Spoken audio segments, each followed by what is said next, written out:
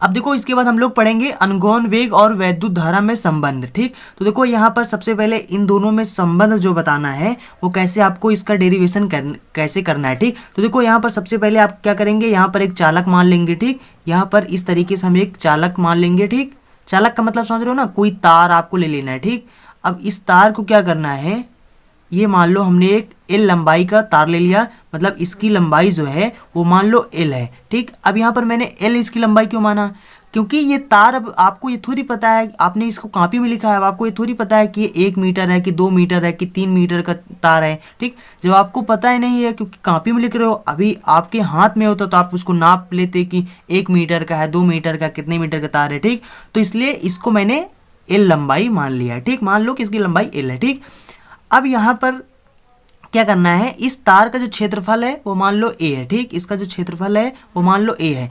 और देखो आपको पता होना चाहिए कि कोई भी तार हो जिसमें करंट बहता हो, ठीक, उस तार के अंदर जो मुक्त इलेक्ट्रॉन होते हैं वो बहुत से मुक्त इलेक्ट्रॉन होते हैं, एक नहीं होते हैं, दो नहीं होते, अनगिनत मुक्त इलेक्ट्रॉन होते हैं, लाखों करोड़ों मुक्त इलेक्ट्रॉन हर एक तार के अंदर होते हैं। वो चाहे छोटा सा तार हो चाहे बड़ा सा तार हो, ये सब मैटर नहीं करता, उसके अंदर बहुत से इलेक्ट्रॉन होते हैं। ठीक, तो मान लो कि इसके अंदर मुक्त इलेक्ट्रॉन, मैं सबको तो नहीं बना सकता, मैं तो बस इतने ही इलेक्ट्रॉन बना सकता हूँ। ठीक, तो मान लो कि ये मुक्त इलेक्ट्रॉन इसके अंदर है। ठीक, और मान लो कि इसके अंदर जो मुक्त इलेक्ट्रॉन है वो कितने हैं, एन है। ठीक, चलो हम यहाँ पर सब लिख लेते हैं। ठीक, यहाँ पर सबसे पहले सब चीज लिख लेते हैं। यहाँ पर लिखना पड़ेगा आपको, माना एक एल लंबाई का चालक तार है। ठीक, यहाँ पर सिर्फ हम लिख रहे हैं इसकी, जिसकी लंबाई कितना है, एल है, और इसके अंदर जो मुक्त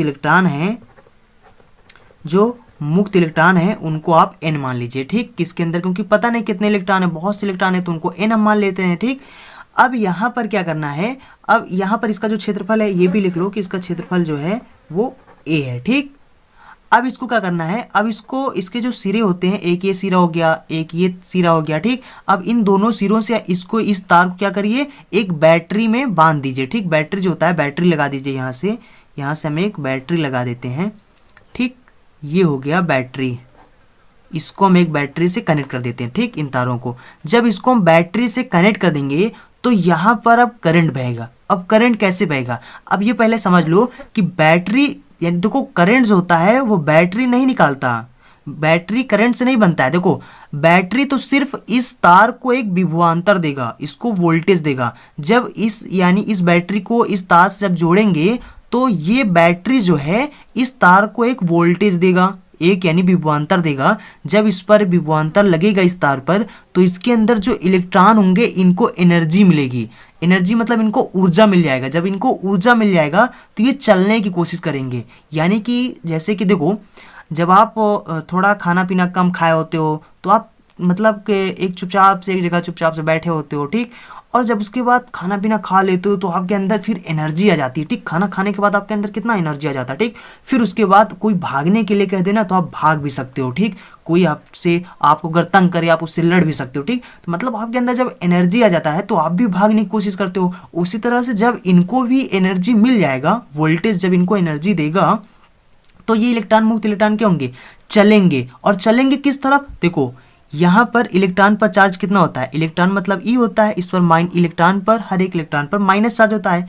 जब माइनस चार्ज होता है और यहाँ पर बैटरी देखो ये प्लस चार्ज है, जब इस तरीके से यहाँ पर वोल्टेज देगा तो यानी कि ये प्लस वाला है, तो ये इलेक्ट्रॉन माइनस है, तो यानी माइनस और प्लस एक दूसरे को अट्रैक्ट करेंगे ना, एक दूसरे को अपनी तरफ खींचेंगे, तो जो इलेक्ट्रॉन है वो इस तरफ को भागेंगे। ठीक, इस तरफ के यानी प्लस की तरफ भागेंगे। ठीक, जितने इलेक्ट्रॉन होंगे वो सब खटाखट इधर को और भागेंगे। ठीक, तो यहाँ पर, अब यहाँ पर ये इलेक्ट्रॉन आएंगे, खटाक आपस में लड़ेंगे। ठीक, तो ये इलेक्ट्रॉन जो होंगे वो इस तरीके से ऐसे करके नीचे को आएंगे। ठीक, इलेक्ट्रॉन कैसे आएंगे, ऐसे आएंगे। ठीक, नीचे को आएंगे। और यहाँ पर करंट किस तरफ बनेगा, करंट बनेगा ऊपर की तरफ। ठीक, तो देखो एक बात समझ लो, जो करंट होता है वो इलेक्ट्रॉन के विपरीत दिशा में चलता है। ठीक, यानी देखो जैसे इलेक्ट्रॉन नीचे को चल रहा है तो करंट हमारा ऊपर को बनेगा। ठीक, इसमें जो करंट बहेगा वो ऐसे करके ऊपर को ऐसे करके बहेगा। ठीक, इस बैटरी में। ठीक, यहाँ पर करंट इसे बहेगा। ठीक, अब देखो यहाँ पर क्या होगा, अब यहाँ पर थोड़ा से कुछ समझ लो। अब यहाँ पर क्या होगा, जब करंट बहने लगेगा, जब इसमें करंट बहने लगेगा तो यहाँ पर अब क्या होगा, अब यहाँ पर करंट इसमें कितना बहेगा, सबसे पहले ये निकाल लो। ठीक, अब देखो इस करंट को निकालने के लिए सबसे पहले आपको पता होना चाहिए कि इस पूरे तार के अंदर कितने मुक्त इलेक्ट्रॉन है। ठीक, तो उन मुक्त इलेक्ट्रॉनों की सबसे पहले हम संख्या निकाल लेते हैं। ठीक, पूरे चालक तार में, ठीक, पूरे चालक तार में, ठीक, पूरे चालक तार में मुक्त इलेक्ट्रॉनों की संख्या। ठीक, तो मुक्त इलेक्ट्रॉनों की संख्या कितना हो जाएगा। ठीक, अब देखो मुक्त पूरे चालक तार की बात करें, पूरे चालक तार में कितने मुक्त इलेक्ट्रॉन होंगे, तो इनकी जो संख्या होगा वो मान लो n है। ठीक, n संख्या है। तो अब यहाँ पर n संख्या, इसकी वैल्यू कैसे निकालोगे, देखो पूरा इसकी लंबाई पहले कितना है, l है, तो l लिख दो। ठीक, उसके बाद इसके अंदर कितने मुक्त इलेक्ट्रॉन है, n मुक्त इलेक्ट्रॉन है, तो n से गुणा कर दो। फिर उसके बाद इसका पूरा क्षेत्रफल कितना है, वो क्षेत्रफल कितना है, a है। ठीक, तो इसके अंदर पूरे कितने मुक्त इलेक्ट्रॉन हो जाएंगे, इसके अंदर इतने मुक्त इलेक्ट्रॉनों की संख्या हो जाएगी। ठीक, इतने मुक्त इलेक्ट्रॉन इस तार के अंदर पूरे होंगे। समझ गए ना। क्या करना है, इसका जो क्षेत्रफल है, इसकी पूरी लंबाई जो है, इससे गुणा कर दो, इसके अंदर जितने भी मुक्त इलेक्ट्रॉन है पूरे पता चल जाएंगे। ठीक, अच्छा, अब यहाँ पर अब थोड़ा सा डाउट आपको होगा, यहाँ पर आप सोच रहे होंगे कि यहाँ पर जब मुक्त इलेक्ट्रॉनों की संख्या मैंने n माना है, तो फिर मैं पूरे चालक तार में मुक्त इलेक्ट्रॉनों की संख्या क्यों निकाल रहा हूँ। ठीक, तो देखो यहाँ पर आप लिख भी सकते हो, ठीक, यहाँ पर आप लिख भी सकते हो प्रति एकांक क्षेत्रफल से निकालना। ठीक, ये क्या है, प्रति एकांक क्षेत्रफल में जितने मुक्त इलेक्ट्रॉन हैं उनकी संख्या है। ठीक, यहाँ पर आपको लिख देना है कि प्रति एकांक क्षेत्रफल में मुक्त इलेक्ट्रॉनों की संख्या। ठीक, प्रति एकांक का मतलब समझ रहे हो ना, कल मैंने आपको समझाया था कि प्रति एकांक का मतलब क्या होता है। जब क्षेत्रफल की वैल्यू 1 मीटर स्क्वायर होता है तो उसको प्रति एकांक बोलते हैं। ठीक, तो एक छोटा सा यानी इस तार का, पूरे तार का तो क्षेत्रफल a माना था आपने, लेकिन एक छोटा सा हिस्सा, छोटे से हिस्से पर कितने मुक्त इलेक्ट्रॉन है, तो इसके अंदर तो n मुक्त इलेक्ट्रॉन है। तो अगर हम सिर्फ छोटे से स्थान के तार के अंदर इतने मुक्त इलेक्ट्रॉन हैं, और अगर हम पूरे तार का L यानी कि पूरे L लंबाई के पूरे तार का अगर निकालना चाहें, यानी कि छोटे से क्षेत्रफल में कितने मुक्त इलेक्ट्रॉन थे, तो वो n थे। अगर हम पूरे क्षेत्रफल का अगर हम निकालना चाहें कि पूरे क्षेत्रफल के अंदर कितने मुक्त इलेक्ट्रॉन होंगे, तो वो संख्या मैं यहाँ पर निकाल रहा हूँ। ठीक, तो यहाँ पर ये जो n है, ये प्रति एकांक क्षेत्रफल में मुक्त इलेक्ट्रॉनों की संख्या है। ठीक, पूरे में इतने हो जाएंगे। ठीक, अब इसके बाद यहाँ पर यानी पूरे तार में, ठीक, पूरे तार में कितना आवेश होगा, आवेश भी निकाल लो। ठीक, कुल आवेश निकाल लो, कुल आवेश। ठीक, तो कुल आवेश अगर निकालेंगे तो Q बराबर क्या होता है, NE होता है। n की वैल्यू यहाँ पर रखो। ठीक, तो n की वैल्यू अगर रखेंगे, n के स्थान पर अगर इतना रखो, तो यहाँ पर क्या हो जाएगा, A है, N है, L है। ठीक, ANL, और यहाँ पर ये E हो जाएगा। ठीक, ये हो जाएगा आवेश। ठीक, उसके बाद जो धारा होता है, ठीक, करंट, यानी करंट जो होता है I बराबर Q/T होता है। अब हमें समय भी नहीं पता है, तो समय बराबर क्या होता है, दूरी बटा चाल। तो देखो दूरी बटा चाल, तो दूरी कितना है, दूरी का मतलब हुआ कि इलेक्ट्रॉन यहाँ पर क्या है, इसके अंदर इलेक्ट्रॉन है, तो इलेक्ट्रॉन कितने में चल रहे हैं, तो इनके जो पूरा दूरी कितना है जाएगा, दूरी इनका L है। ठीक, यानी इलेक्ट्रॉन इतने में ही तो चल रहे हैं। ठीक, तो यहाँ से यहाँ तक, ठीक, इनकी पूरी दूरी कितना हो जाएगा, यानी कि यहाँ से यहाँ तक चलने में इन इलेक्ट्रॉनों की दूरी कितना है, तो यहाँ पर है L हो जाएगा बटे में। और यहाँ पर चाल, यानी कि कल मैंने बताया था अनुगमन वेग, जब आपको डेफिनेशन बताया था, तो वहां पर बताया था कि जब मुक्त इलेक्ट्रॉन चलते हैं तो उनके चलने की जो स्पीड होती है उसको अनुगमन वेग कहते हैं, और अनुगमन वेग को Vd से प्रदर्शित करते हैं। तो यहाँ पर इनका जो गति हो जाएगा, यानी इनका चाल जो हो जाएगा वो हो जाएगा Vd। तो यानी T बराबर क्या आ गया, L बटे में Vd। ठीक, तो यहाँ पर T की वैल्यू रख सकते हैं, और Q का तो वैल्यू यहाँ पर पता है, ANLE हो जाएगा बटे में, यहाँ पर हो जाएगा L, और ये Vd ऊपर हो जाएगा। ठीक, पलट जाएगा, L से L कट जाएगा, तो यहाँ पर जो I की वैल्यू आ जाएगा NE, देखो NEAVD। ठीक, NEAVD आ जाएगा। ठीक, तो ये आ जाएगा धारा। ठीक, तो समझ गए ना, देखो ये है धारा यानी करंट। ठीक, और यहाँ पर ये Vd क्या है, ये देखो Vd, यहाँ पर Vd साथ में नहीं है, देखो यहाँ पर ये V और ये छोटा सा d आपको बनाना है। ठीक, सिर्फ, यानी ये Vd क्या है, अनुगमन वेग है। ठीक, तो यहाँ पर आप क्या पढ़ाए थे, आपको यही तो निकालना था, अनगोन वेग और वैद्युत धारा में संबंध। तो आई आपका वैद्युत धारा हो गया, वीडी आपका अनगोन वेग हो गया, तो इसमें यही संबंध होता है, ठीक। धारा और अनगोन वेग में यही संबंध होता है। ये सूत्र आप याद कर लीजिए, इंपॉर्टेंट सूत्र है, ठीक, बहुत काम आता है ये, ठीक। तो समझ गए ना कैसे इसका डेरिवेशन, देखो ये मोस्ट इंपॉर्टेंट है, इस डेरिवेशन को समझ लेना। अभी मैं आपको दिखा रहा हूँ, 2013 में ये आया था, ठीक, और 2013 में नहीं, बार बार आता है, ठीक, हर साल आता है, ठीक। तो देखो यहाँ पर फिर से मैं आपको बता दूँ, तो यहाँ पर क्या करना है, ये आपका पूरा एक चालक तार है, इसकी लंबाई L है, इसके प्रति एकांक क्षेत्रफल में जो मुक्त इलेक्ट्रॉन है उनको N मान लेना है, और पूरी इसकी लंबाई तो L ही है, इसका क्षेत्रफल A है पूरा, ठीक। अब इस तार में पूरे चालक तार में कितने मुक्त इलेक्ट्रॉन होंगे, उनकी संख्या निकाल लो। उनकी संख्या कैसे निकालना है, पूरा लंबाई जितना है L हो जाएगा, और प्रति एकांक क्षेत्रफल में जितने हैं उसको N से गुणा कर दो, और उसके बाद पूरा क्षेत्रफल गुणा कर दो, ठीक। तो पूरे यानी पूरे तार में जो मुक्त इलेक्ट्रॉनों की संख्या है वो निकल आएगा, ठीक है। उसके बाद यहाँ पर कुल आवेश निकाल लेना है, क्यों, क्योंकि I बराबर Q upon T होता है, क्योंकि आवेश की जरूरत पड़ेगा, ठीक। तो आवेश हमें निकाल लेना है Q बराबर NE से, तो N की वैल्यू यहाँ से धर देना है, ठीक। तो यहाँ पर उसके बाद Q बराबर IT स्थिर स्थान पर रखकर यहाँ पर समय आपको निकाल लेना है, दूरी बटा चाल से। इस सूत्र से निकालोगे तो L बटा VD हो जाएगा, तो यहाँ पर इसकी वैल्यू रख देना है, सीधा खटाक से इसका धारा आ जाएगा, ठीक। तो ये हो गया। चलिए मैं आपको इस पर कुछ एक दो न्यूमेरिकल करा देता हूँ, ठीक, जो आपके बोर्ड एग्जाम में आ चुके हैं। यू कैन सी हियर, ये यहाँ पर लिखा हुआ है, किसी चालक में प्रवाहित धारा तथा मुक्त इलेक्ट्रॉनों के अपवाह वेग यानी जिसको अनगोन वेग बोलते हैं, इसमें संबंध बताइए, ठीक, में संबंध स्थापित करना है, ठीक। और ये देखो यहाँ पर सबसे पहले क्या है, देखो 5 नंबर का आया हुआ है, ठीक। सबसे पहले आपसे यहाँ पर ये जो पूछ रहा है, संबंध पूछ रहा है, यही संबंध जो आपने अभी डेरिवेशन यहाँ पर किया है, यही संबंध पूछ रहा है आपसे, ठीक। उसके बाद साथ में एक सवाल भी दे दिया है, चलिए इस सवाल को सॉल्व कर लेते हैं, ठीक। यहाँ पर सवाल कह रहा है कि एक तार में मुक्त इलेक्ट्रॉनों की जो संख्या है यानी N की वैल्यू इतना दिया हुआ है, ठीक। उसके बाद तार में इलेक्ट्रॉनों का अनगोन वेग यानी VD दे दिया गया है 1 सेंटीमीटर प्रति सेकेंड, ठीक। तो धारा में धारा घनत्व बताना है, ठीक। इस तार में जो धारा घनत्व होगा ये हमें बताना है, ठीक। तो यहाँ पर देखो सबसे पहले N की वैल्यू 2 × 10⁻28 दे दिया गया है, ठीक।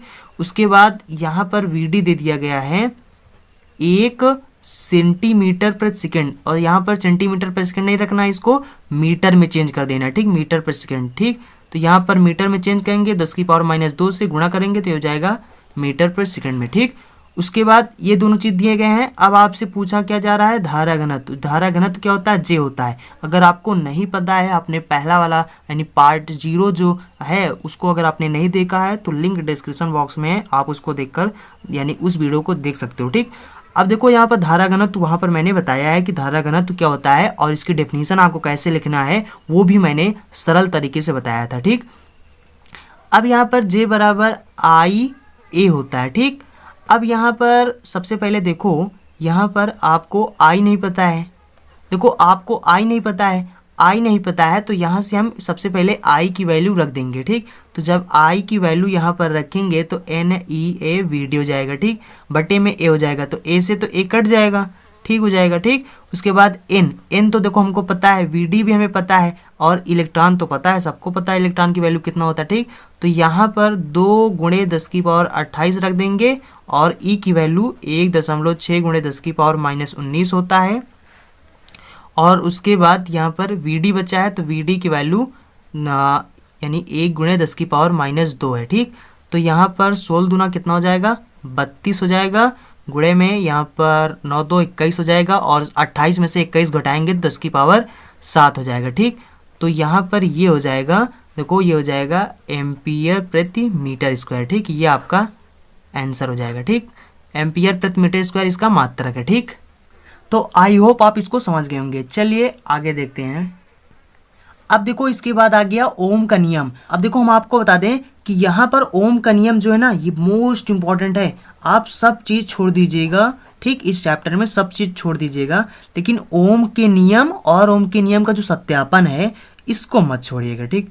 मोस्ट इंपॉर्टेंट है, बहुत आता है, बहुत आता है। और जब आता है आपको ना तो 5-6 नंबर मतलब 5 नंबर का जरूर आता है, ठीक। इससे नीचे नहीं आता है। क्यों? क्योंकि जब ओम का नियम पूछा जाता है तो इसके साथ में इसका जो सत्यापन होता है ये भी पूछ लिया जाता है, ठीक। तो चलिए मैं आपको सब बता रहा हूँ, ठीक। तो ओम के नियम इसको बहुत इंपॉर्टेंट है और इसका जो सत्यापन है वो भी मोस्ट इंपॉर्टेंट है। दोनों साथ पूछे जाते हैं तब आपको 5 नंबर दिए जाते हैं, ठीक। या फिर हो सकता है कि आपको इसी तरह से सवाल एक दे दिया जाए, ठीक, छोटा सा, ठीक। तो चलिए इसको ओम का नियम क्या होता है सबसे पहले इसको समझो, ठीक। ओम का नियम क्या, देखो ओम ने क्या बताया था, ओम ने बताया था कि जो विभवांतर होता है वो धारा के अनुकरणपाती होता है, ठीक। अब इसका डेफिनेशन आपको कैसे बताना है, ठीक। बस यही है ओम के नियम। ओम का नियम बस इतना ही है कि V अनुकरणपाती I, ये है ओम का नियम, ठीक। अब इसको डिफिनेशन कैसे बताना है, ओम ने इस नियम को कैसे डिफाइन किया था, उसको यानी इन्होंने कैसे लोगों को बताया था। तो ओम ने कहा कि कोई भी चालक तार है, चालक तार का मतलब होता है ना आपके घर में जो चालक तार होते हैं जिसमें करंट बहता है, ठीक। करंट मतलब धारा बहता है, ठीक।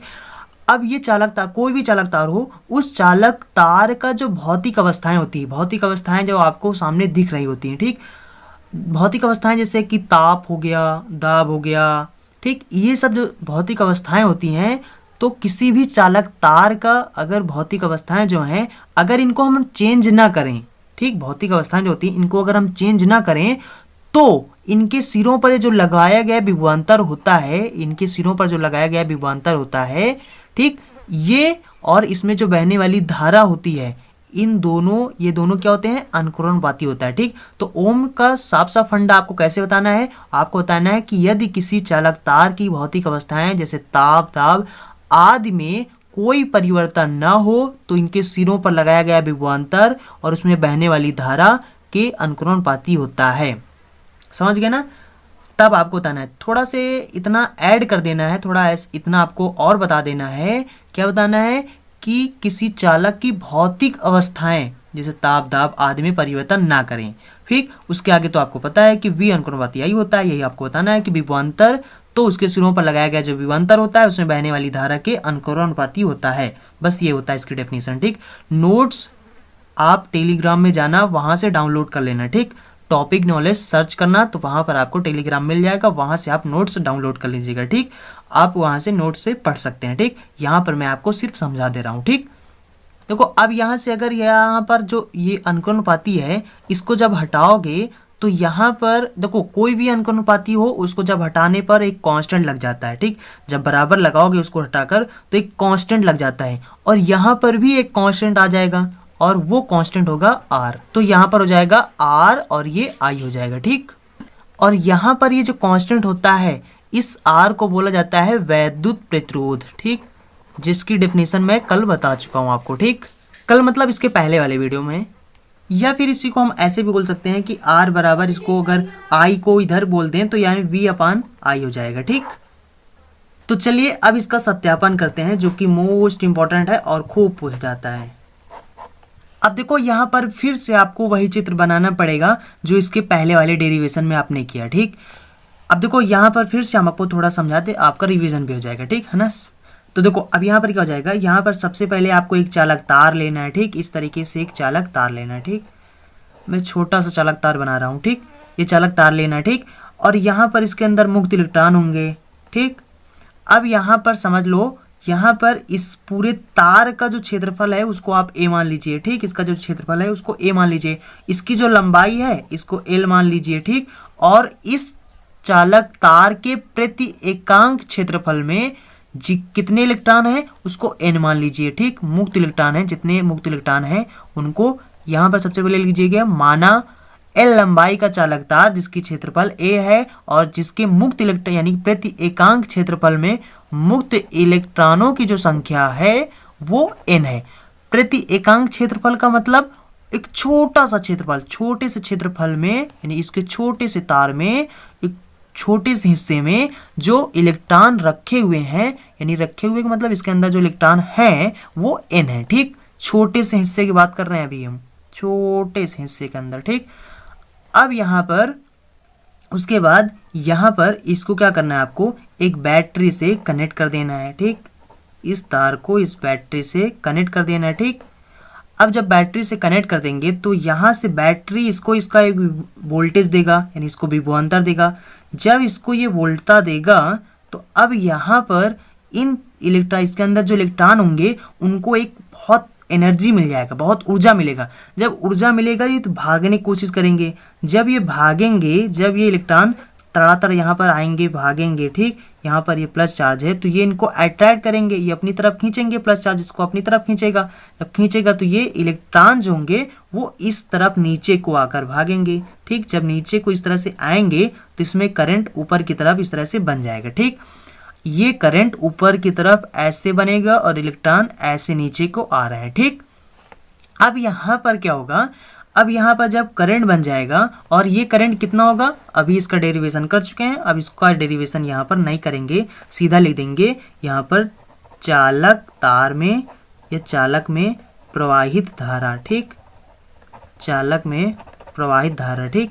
पूरा नोट्स में सही से आपको मिल जाएगा, ठीक। इसी तरीके से यानी यहाँ पर आपको मानना क्या है, मानने में कुछ भी नहीं है, आपको यही सब मानना है कि बस यही सब लिखना है। मुक्त इलेक्ट्रॉनों की प्रत्येकांक क्षेत्रफल में मुक्त इलेक्ट्रॉनों की संख्या इतना है, इसकी लंबाई L है, इसका क्षेत्रफल A है, बस यही सब लिखना है। फिर उसके बाद आगे अब जो लिखना है वो मैं आपको लिखकर खुद बता रहा हूँ, ठीक। चालक में प्रवाहित जो धारा है वो आपका कितना हो जाएगा, N बराबर I बराबर NEA VD हो जाएगा, ठीक, ये हो जाएगा। और इसको आप समीकरण फर्स्ट मान लो क्योंकि अभी आप आगे ये काम आ जाएगा, ठीक।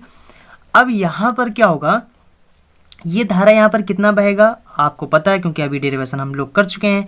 अब यहाँ पर ये जो आवेश हैं ये भी अपना एक वैद्युत क्षेत्र यहाँ पर क्रिएट कर देंगे। आवेश मतलब यहाँ पर जो इलेक्ट्रॉन है, और जब वैद्युत क्षेत्र क्रिएट करेगा तो यहाँ पर जो वैद्युत क्षेत्र है वो इन मुक्त इलेक्ट्रॉनों पर भी बल लगाएगा, यानी वैद्युत क्षेत्र भी बल लगाएगा। और कितना बल लगाएगा वो, यानी वैद्युत क्षेत्र जो बल लगाता है मुक्त इलेक्ट्रॉनों पर वो कितना बल लगाता है, यानी कि F क्यू बराबर यानी F बराबर क्यू ई लगाता है।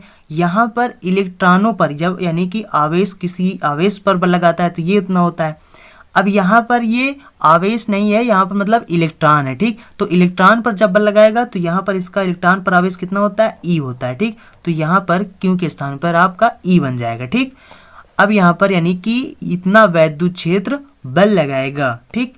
अब यहाँ पर क्या हो जाएगा, जब वैद्युत क्षेत्र बल लगाएगा तो यहाँ पर ये जो इलेक्ट्रॉन है ये इलेक्ट्रॉन अब और तेज भागेंगे, समझ रहे हो ना। देखो अभी तक तो यहाँ पर जो वोल्टता थी इससे इनको ऊर्जा मिली थी तो ये भाग रहे थे। अब जब बल लगाएगा, आप भाग रहे हो, कोई आपको पीछे से और ठेले तो और तेज आप भागने लगोगे, ठीक। उसी तरीके से जब वैद्युत क्षेत्र इस पर बल लगाएगा तो ये और तेज भागेंगे, इलेक्ट्रॉन और तेज भागने लगेंगे। जब और तेज भागने लगेंगे तो इनके अंदर त्वरण उत्पन्न हो जाएगा।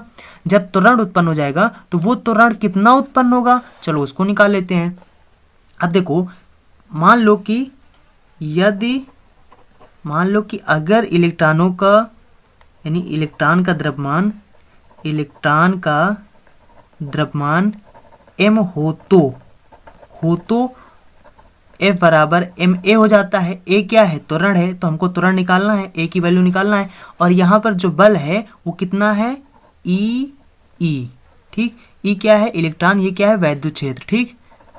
और यहाँ से अगर हम निकालें a की वैल्यू तो ये हो जाएगा E बटे में m हो जाएगा, ठीक। तो ये आ जाएगा हमारा त्वरण, ठीक।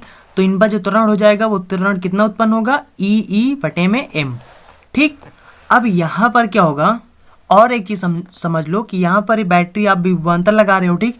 और अगर किसी चीज का विभवांतर V हो तो वहां पर जो इलेक्ट्रिक फील्ड हो जाता है वो क्या हो जाता है, V/L हो जाएगा, ठीक। यहाँ पर जो V है क्या है, विभवांतर है जो बैटरी से आप लगा रहे हो, ठीक। और L क्या है, लंबाई, ठीक। तो यहाँ पर E बराबर आप लिख सकते हो, यानी त्वरण को लिख सकते हो E, और यहाँ पर E के स्थान पर V/L रखेंगे तो L नीचे हो जाएगा, तो ये हो जाएगा EV बटे में ML, ठीक। तो ये आपका त्वरण हो जाएगा, ठीक। अब यहाँ पर इसके बाद आप ध्यान दीजिएगा, ठीक। अब इसके बाद ध्यान दीजिए, अब यहाँ पर जो इस इलेक्ट्रॉनों का जो वेग है, ठीक, वेग है, देखो यहाँ पर सबसे पहले मैं आपको बता दूं, देखो n बराबर क्या होता है, इसी सूत्र से हमें निकालना है, ठीक। इसी सूत्र से हमें यानी सिद्ध करना है, यानी ओम के नियम का सत्यापन करना है, ठीक। NEAVD। अब देखो आपको यहाँ पर जो n है यानी कि ये तो आपको पता है, E क्या है ये भी आपको पता है, A क्या है क्षेत्रफल ये भी पता है। अब देखो हमें अनुगमन वेग नहीं पता, ठीक। अनुगमन वेग निकालने के लिए सब सुरांग कर रहे हैं। ठीक, अब हम अनुगमन वेग निकालेंगे। तो अनुगमन वेग निकालने के लिए हम यानी वेग कैसे निकालेंगे, गति के नियम से निकालेंगे। ठीक, अनुगमन वेग को निकालेंगे गति के नियम से। ठीक, यहाँ पर लिखो गति के नियम से। ठीक, तो गति का नियम क्या होता है, गति का नियम v बराबर u प्लस at होता है। यहाँ पर जो u है ये क्या है, प्रारंभिक वेग है। a क्या है, ये त्वरण है। तो त्वरण तो हमको निकाल चुके हैं। ठीक, और समय भी, समय क्या है यहाँ पर, समय अभी मैं आपको सब समझा रहा हूँ। ठीक, अब यहाँ पर ये प्रारंभिक वेग है और यहाँ पर जो इन इलेक्ट्रॉनों का जो मुक्त इलेक्ट्रॉनों का जो वेग होता है उसको अनुगमन वेग बोलते हैं। तो यहाँ पर ये vd बन जाएगा। ठीक, अब यहाँ पर समझो, अब देखो यहाँ पर आप समझिए कि ये जो चालक तार आपने बनाया था अभी, ठीक, इस तरीके से चालक तार अभी था उस क्षेत्र में। ठीक, इस चालक तार के अंदर अब एक इलेक्ट्रॉन तो है नहीं। ठीक, एक इलेक्ट्रॉन तो है नहीं, इसके अंदर बहुत से इलेक्ट्रॉन है, अनगिनत लाखों करोड़ों इलेक्ट्रॉन है। जब इसके अंदर लाखों करोड़ों इलेक्ट्रॉन है, एक इलेक्ट्रॉन तो है नहीं है। ठीक, समझ रहे हो ना आप। अब मान लो कि यहाँ पर जो एक इलेक्ट्रॉन है, ठीक, कोई एक इलेक्ट्रॉन, किसी एक इलेक्ट्रॉन की बात कर रहे हैं, तो कोई एक इलेक्ट्रॉन है, अगर वो चलेगा, कोई भी चीज़ है, जैसे आपका गाड़ी है यहाँ पर अगर खड़ा है और उसके बाद चलने लगता है, तो इसका जो प्रारंभिक वेग है, प्रारंभिक वेग जो होता है वो कितना होता है, 0 होता है। ठीक, अभी इसकी बात नहीं कर रहे हैं। ठीक, अभी यहाँ पर समझ रहे हैं, सिर्फ अगर देखो अब यहाँ पर कई इलेक्ट्रॉन है, कई मुक्त इलेक्ट्रॉन है, तो मान लो कि हर एक इलेक्ट्रॉन का प्रारंभिक वेग मान लो कि u1 है, u2 है, इस तरह के और भी जितने होंगे, u3 है, इसी तरह के dash dash dash dash un। ठीक, un क्यों लिखा, यहाँ पर n इलेक्ट्रॉनों का मान लो कि जितने इलेक्ट्रॉन हैं उन सब का जो यानी प्रारंभिक वेग है वो un है। ठीक, उसके बाद अगर यहाँ पर देखो, यहाँ पर श्रांति काल क्या होता है, थोड़ा यहाँ पर समझा दें। श्रांति काल, ठीक, देखो श्रांति काल का मतलब क्या होता है, श्रांति काल का मतलब होता है दो क्रमागत इलेक्ट्रॉन जब आपस में टक्कर लगाते हैं तो उनके टक्कर लगाने में जो लगा समय होता है उसी को श्रांति काल बोलते हैं। ठीक, यहाँ पर ये जो बैटरी थी, यहाँ पर देखो प्लस चार्ज है, अब ये इलेक्ट्रॉन बड़ी तेजी से आ रहे हैं, तो ये इलेक्ट्रॉन क्या होंगे, एक इलेक्ट्रॉन आएगा खटाक से यहाँ पर रहेगा, फिर दूसरा खटाक से, क्योंकि बहुत तेजी से यहाँ पर ये चल रहे हैं, खट खट खट खट करके यहाँ पर जो इलेक्ट्रॉन लगातार एक क्रम से जो यहाँ पर आपस में लड़ रहे हैं, खट खट खट करके आ रहे हैं, फटाफट फटाफट, क्योंकि बहुत से इलेक्ट्रॉन हैं और बहुत तेजी से हैं। ठीक, अब यहाँ पर जो लग रहे हैं इन यानी कि दो इलेक्ट्रॉन आपस में जब टक्कर लगाते हैं तो उनके टक्कर लगाने में जो समय लगता है उसी समय को श्रांति काल बोलते हैं और इसको टाउ से प्रदर्शित करते हैं। ठीक, बस इतना समझो। ठीक, तो यहाँ पर इसका वेग vd हो जाएगा, यहाँ पर जो हो जाएगा अनुगमन वेग हो जाएगा, ये हो जाएगा यानी। अब यहाँ पर देखो इनका जो प्रारंभिक वेग है उसको मान लीजिए यहाँ पर सबसे पहले, अच्छा समझो, यहाँ पर एक मुक्त इलेक्ट्रॉन का मैं यहाँ पर वेग निकालने जा रहा हूँ कि एक मुक्त इलेक्ट्रॉन का वेग कितना होगा। तो यानी कि इसका प्रारंभिक वेग u1 हो जाएगा, प्लस में इसका जो त्वरण होगा वो a होगा, और यहाँ पर जो टक्कर लगाएगा, टक्कर लगाने में जो समय होगा उसको मान लीजिए टाउ1 है। ठीक, इसी तरीके से दूसरा जो इलेक्ट्रॉन होगा उसका u2 हो जाएगा, a टाउ2 हो जाएगा। इसी तरीके से तीसरा जो यानी कि यहाँ पर जो हर एक इलेक्ट्रॉन का अलग अलग मैं निकाल कर बता रहा हूँ। ठीक, इसी तरीके से u3 का होगा, ठीक, a टाउ3 हो जाएगा।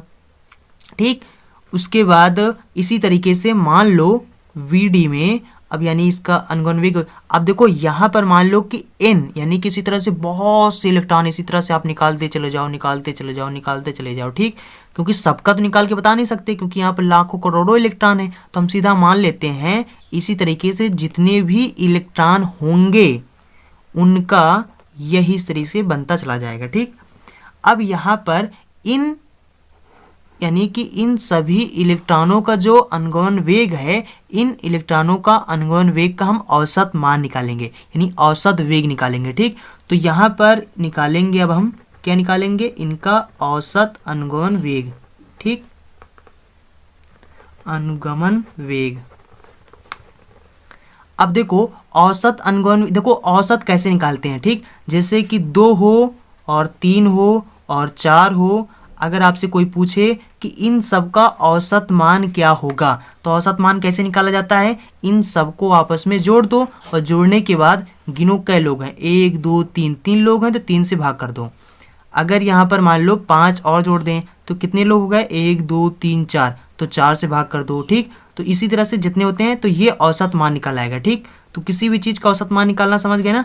अब देखो इसी तरीके से इनका हम औसत मान निकाल लेंगे। ठीक, तो यहाँ पर वेग तो इनका वीडी हो जाएगा, तो यहाँ पर देखो इसको जोड़ डालो, इसको जोड़ डालो, को सबको जोड़ डालो। ठीक, इसी तरह से यू एन तक का निकाल यानी जोड़ डालोगे तो कितने से भाग करोगे, एन से भाग करोगे, यानी कै लोग हैं, 1 2 3 4 5, क्योंकि लाखों करोड़ों हैं तो उन सब की गिनती जो है यानी लाखों करोड़ों उन सब की गिनती कितनी, एन है, तो एन से हम भाग कर देंगे। ठीक, समझ गए ना औसत कैसे निकालना है इन सब का। तो यहाँ पर हो जाएगा u1 प्लस में a टाउ 1 प्लस में u2 a टाउ 2 प्लस में u3 a टाउ 3 हो जाएगा, प्लस में इसी तरीके से हो जाएगा, इसी तरीके से un प्लस में a टाउ n। ठीक, और बटा क्या करेंगे, n से भाग कर देंगे। क्यों n से भाग किया, समझ रहे हो ना, इनका औसत निकाल रहे हैं। जैसे इसमें कितने 1 2 3 4, 4 लोग थे तो 4 से भाग किया। अब यहाँ पर n लोग हैं यानी n इलेक्ट्रॉन है तो n से भाग किया। ठीक, अब देखो जितने u हैं उन सबको एक तरफ कर लो, तो यहाँ पर हो जाएगा u1 u2 प्लस में u3 प्लस में डैश डैश un। ठीक, u वालों को एक साथ कर लो, प्लस में देखो a tau 1 a tau 2 a tau 3 सब में a कामा है तो a कामा ले लो, और यहाँ हो जाएगा टाउ 1 प्लस में टाउ 2 प्लस में टाउ 3 प्लस में dash dash dash tau n। ठीक, और बटे में क्या हो जाएगा, n हो जाएगा। ठीक, अब देखो कोई भी चीज़ अगर स्थिर हो उसके बाद अगर वो चलना प्रारंभ करता है, रुका हो और रुकने के बाद वो जब चलना प्रारंभ करता है तो उसकी जो प्रारंभिक वेग होता है वो 0 होता है। कोई चीज़ चल रहा है, चलने के बाद अगर रुक रहा है तो उसका प्रारंभिक वेग कुछ ना कुछ होगा, लेकिन अगर कोई चीज़ रुका है फिर चल रहा है तो उसका जो प्रारंभिक वेग होता है वो हमेशा 0 होता है। ठीक, तो यहाँ पर जो इलेक्ट्रॉन थे पहले तो ये रुके थे चालक के अंदर, उस तालक के अंदर यानी कि स्थिर थे, रखे हुए थे, और जब उस पर विभवांतर लगाया, ठीक, तब उसमें जो मुक्त इलेक्ट्रॉन थे तब वो चलना प्रारंभ किए तो रुके थे, इसलिए उनकी भी जो प्रारंभिक वेग होगा वो सब तो 0 हो जाएगा।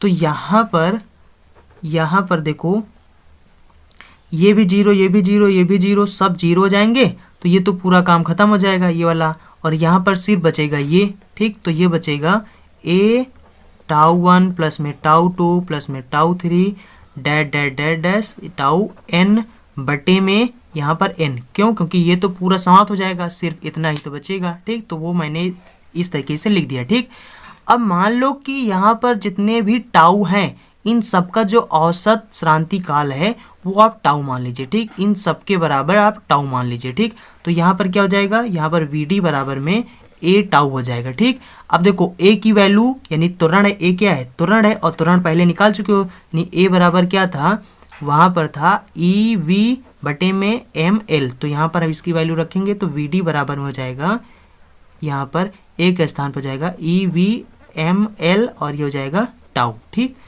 तो यानी वी डी बदल गया। अब यहाँ पर हम समीकरण जो फर्स्ट आपने माना था उसको यहाँ पर रख देते हैं। ठीक, तो I बराबर n e A v D.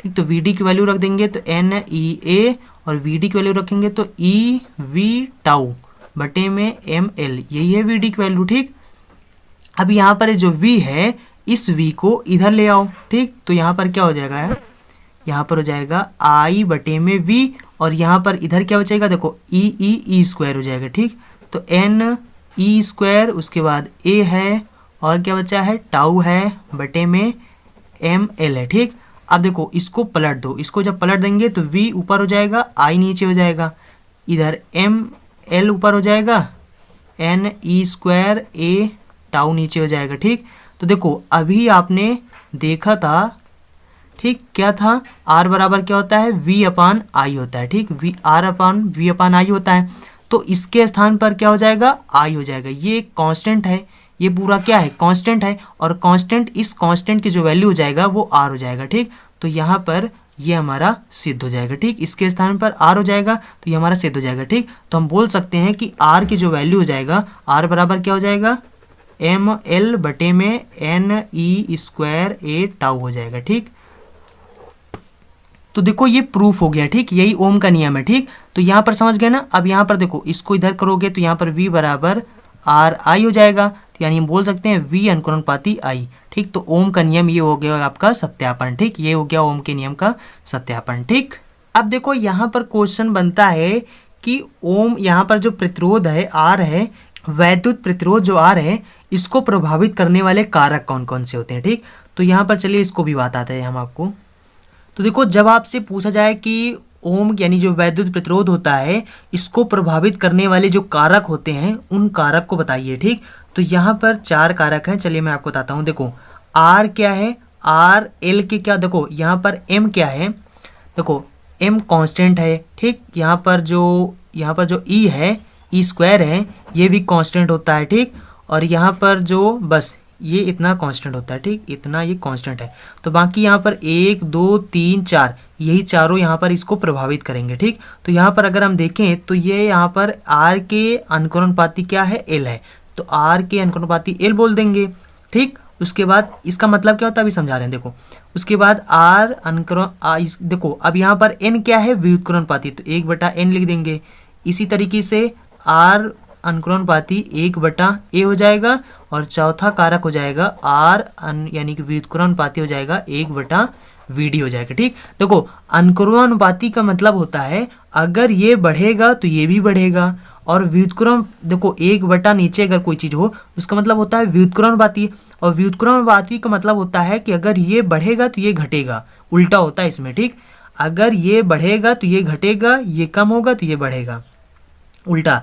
और इसमें ये बढ़ेगा तो ये भी बढ़ेगा, ये बढ़ेगा तो ये भी बढ़ेगा, ये घटेगा तो ये भी घटेगा, और इसमें ये बढ़ेगा तो ये घटेगा, उल्टा होता है। ठीक, इसमें इसलिए इसको व्युत्क्रमणिपाती बोला जाता है। ठीक, तो कोई भी चालक तार हो, कोई भी अगर तार लोगे, जितना बड़ा तार लोगे उस तार का प्रतिरोध उतना ही ज्यादा होता है। ठीक, ये हमें ये बताता है कि जितना बड़ा तार लोगे उसका प्रतिरोध उतना ही बड़ा होता है। ठीक, और उसके बाद अगर उस तार के अंदर मुक्त इलेक्ट्रॉनों की संख्या अगर जितना कम होगा उसका प्रतिरोध उतना ही ज्यादा होगा।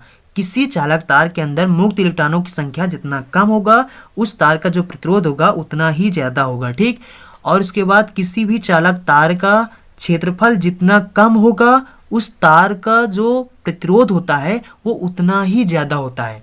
ठीक, अगर किसी तार का हमें प्रतिरोध कम करना हो, ठीक, किसी तार का अगर हमें प्रतिरोध कम करना हो तो उसका क्षेत्रफल हमें यानी कि ज्यादा कर देना होगा। ठीक, कोई चालक तार है, अगर आपको उसका प्रतिरोध ज्यादा करना है तो उसका क्षेत्रफल कम कर दीजिए। ठीक, और अगर किसी तार का यानी जो प्रतिरोध है उसको अगर आपको कम करना है, प्रतिरोध को अगर कम करना है तो आपको क्षेत्रफल बढ़ाना पड़ेगा। ठीक, क्षेत्रफल बढ़ा दीजिए, उसका प्रतिरोध जो होगा वो कम हो जाएगा। ठीक, उसके बाद उसके अंदर जो यानी अनुगमन वेग होता है, तो अनुगमन वेग जितना ज़्यादा होगा उसका जो यानी कि प्रतिरोध होगा वो उतना ही कम होगा। ठीक, तो ये 4 हैं जो इसको प्रभावित करते हैं। एक तो लंबाई प्रभावित करता है यानी मुक्त इलेक्ट्रॉनों की संख्या, उसका क्षेत्रफल, अनुगमन वेग, ये चारों कारक जो होते हैं यही वैद्युत प्रतिरोध को प्रभावित करने वाले कारक होते हैं। ठीक, अब देखो मैं आपको समझा दूं, आपको दिखा दूं यहाँ पर कि जो आपने आज इस वीडियो में जितना भी पढ़ा है उसकी इम्पोर्टेंस दिखा दूं, बोर्ड एग्जाम में कितना इम्पोर्टेंस है। ठीक, देखो यहाँ पर ये उस पर आधारित देखो सवाल आया है। ठीक, ये देखो यहाँ पर अनुगमन वेग आपको निकालना है। कैसे निकालना है, ये जो अनुगमन वेग निकालना है, चलिए मैं इसका सवाल भी करा देता हूँ, पहले आप समझ लो। ठीक, तो देखो अनुगमन वेग निकालना है। अनुगमन वेग कैसे निकालोगे, उसी सूत्र जो अभी आपने डेरिवेशन किए हैं। ठीक, I = NE/VD से। ठीक, अब देखो ये भी आया है। ठीक, 5 नंबर का आया है। ठीक, उसके बाद आपको हम और दिखा दें दूसरा सेट। देखो ये दूसरा सेट है और आपको हम दूसरा सेट दिखा दें। उसके बाद देखो यहाँ पर कहीं पर देखो, यहाँ पर किसी चालक के विभवांतर और मुक्त इलेक्ट्रॉनों के अपवाह वेग के मध्य जो संबंध होता है वो स्थापित कीजिए। ठीक, 3 नंबर का आया था। ठीक, तो मोस्ट इंपॉर्टेंट इसलिए बोला था क्योंकि बहुत आता है, बहुत बार आते हैं, तो इसलिए आज के वीडियो में जो आपने सीखा है उसको आप प्रैक्टिस अच्छे से करिएगा, बढ़िया आता है, एग्जाम में खूब आता है। ठीक, बहुत इंपॉर्टेंट है इसलिए बोल रहे हैं। और देख लीजिए यहाँ पर, फिर से देख लीजिए आप यहाँ पर किसी धातु में मुक्त इलेक्ट्रॉनों के अनुगमन वेग से क्या तात्पर्य है। ठीक, देखो मैंने आपको जब अनुगमन वेग की डिफिनीशन बताया था, समझाया था, तो उसमें मैंने आपको बताया था कि मोस्ट इंपॉर्टेंट, वहां पर लिखा था मोस्ट इंपॉर्टेंट है, खूब आता है एग्जाम में। ठीक, और यहाँ पर मैं आपको प्रूफ भी दिखा सकता हूँ कि देख सकते हो यहाँ पर आपसे सबसे पहले तो अनुगमन वेग से क्या तात्पर्य, मतलब आपको अनुगमन वेग का यहाँ पर डेफिनेशन बताना है। ठीक, और कैसे बताना है, बहुत सरल तरीके से मैंने इसके पार्ट 0 में बताया था कैसे आप उसको बहुत जल्दी आप याद रख सकते हो। ठीक, और यहाँ पर आगे जो आपने आज प्रूफ किया, यानी कि आज का सत्यापन किया आपने, वो देखो पूछा गया मुक्त इलेक्ट्रॉनों के अनुगमन वेग के आधार पर, जो मुक्त इलेक्ट्रॉन होते हैं उन मुक्त इलेक्ट्रॉनों के अनुगमन वेग के आधार पर ओम का नियम का सत्यापन करना है। ठीक, ओम के नियम का निगमन का मतलब होता है जो अभी सत्यापन आपने किया है उसी चीज आपको पूछ रहे हैं। ठीक, तो ये देखो यहाँ पर भी आया है और कितने 5 नंबर का आया है। ठीक, तो आई होप आप समझ गए होंगे इसकी इंपॉर्टेंस क्या है। ठीक, तो चलिए मैं आपको वो सवाल करा देता हूँ। और यहाँ पर एक सवाल और आप देख सकते हो जो कि 3 नंबर का आया हुआ है। ठीक, यहाँ पर लिखा है तांबे के प्रति मीटर क्यूब में मुक्त इलेक्ट्रॉनों की संख्या ये दिया हुआ है, यानी n दिया हुआ है, और उसके बाद कि ये देखो दिया हुआ है क्षेत्रफल दिया हुआ है, और उसके बाद ये Vd दिया हुआ है, और आपसे I पूछ रहा है। ठीक, तो यहाँ पर भी आपको यही सूत्र रखना है, NEAVD, ये जो आपने अभी निकाला था इसी पर आधारित ये सवाल है। ठीक, देखो सबकी वैल्यू दिया हुआ है, यहाँ पर रख देना, सब आपका धारा आ जाएगा। ठीक, अब देखो ये सवाल कैसे आपको लगाना है। ठीक, बहुत इजी सवाल है। यहाँ पे लिखा है एक तार के अनुप्रस्थ काट का क्षेत्रफल, तो यानी ये क्षेत्रफल A की वैल्यू दिया हुआ है, और तार में मुक्त इलेक्ट्रॉनों की जो संख्या है यानी n दिया हुआ है, और यहाँ पर ये धारा दिया हुआ है। तो हमें क्या ज्ञात करना है, तार में धारा घनत्व ज्ञात करना है और अनुगमन वेग ज्ञात करना है। ठीक, चलिए बताते हैं हम आपको कैसे लगाना है। यानी कि देखो यहाँ पर जो सबसे पहले क्षेत्रफल दिया हुआ है वो दिया हुआ है 1 × 10⁻⁷ मीटर स्क्वायर। ठीक, उसके बाद दिया हुआ है n कितना दिया हुआ है 2 × 10⁻28। उसके बाद धारा दिया हुआ है 3.2। ठीक, अब हमसे यहाँ पर सबसे पहले पूछ रहा है J, यानी धारा घनत्व तो मतलब J होता है, और J बराबर I/A होता है। ठीक, दूसरा पूछ रहा है हमसे यहाँ पर अनुगमन वेग। ठीक, तो अनुगमन वेग बताना है। ठीक, अब यहाँ पर J बराबर I की वैल्यू रखेंगे 3.2 और A की वैल्यू रखेंगे, तो यहाँ पर क्या हो जाएगा 10⁻⁷। तो -7 ऊपर जाएगा, तो J बराबर हो जाएगा 3.2 × 10⁻⁷, इतने एम्पियर प्रति मीटर स्क्वायर हो जाएगा। ठीक, उसके बाद यहाँ पर Vd पूछ रहा है, तो Vd, अब देखो Vd पूछ रहा है तो यहाँ से निकाल लो NEAVD। ठीक, यहाँ से इसको इधर पक्षांतर कर दो तो यहाँ Vd की वैल्यू आ जाएगा। ठीक, तो Vd बराबर हो जाएगा I/NEA। ठीक, तो यहाँ पर धारा कितना है 3.2, और यहाँ पर n कितना है 2 × 10⁻28, और यहाँ पर E होता है 1.9 × 1.6 × 10⁻⁻19 होता है। ठीक, उसके बाद यहाँ पर A जो है वो 10⁻⁷ है। उसके बाद देखो यहाँ पर क्या हो जाएगा, यहाँ पर देखो 16 दूना 32, यानी इससे ये पूरा कट जाएगा और यहाँ पर बचेगा 1। ठीक, तो ये हो जाएगा 1 × 10⁻, देखो कितना हो जाएगा, देखो 9 और यानी 19 और 7 में जोड़ेंगे कितना हो जाएगा 26, और उसके बाद यहाँ पर देखो कितना है 28 है। ठीक, तो 28 में से 26 घटाएंगे कितना बचेगा 2, यानी कि 1/10⁻2 बचेगा। ठीक, अब 10⁻2 जब ऊपर जाएगा तो कितना हो जाएगा माइनस में हो जाएगा। ठीक, तो ये हमारा हो जाएगा अनुगमन वेग। ठीक, इतने मीटर प्रति सेकंड। ठीक, क्योंकि अनुगमन वेग का जो मात्रक होता है मीटर प्रति सेकंड होता है। ठीक, तो इस तरीके से इस सवाल को आपको लगाना है। ठीक, आई होप अब आप पूरे सवाल लगा लेंगे क्योंकि बहुत सरल सवाल होते हैं इस पर आधारित। ठीक, तो आई होप आप समझ गए होंगे। सो चलते हैं, मिलेंगे किसी अगले वीडियो में। अगर आपने वीडियो को लाइक नहीं किया तो वीडियो को लाइक कर दें, और जिन्होंने चैनल को सब्सक्राइब नहीं किया है तो कर लें, क्योंकि आगे आने वाली वीडियो उनको मिल सके। ठीक, so thanks for watching and see you again in next video.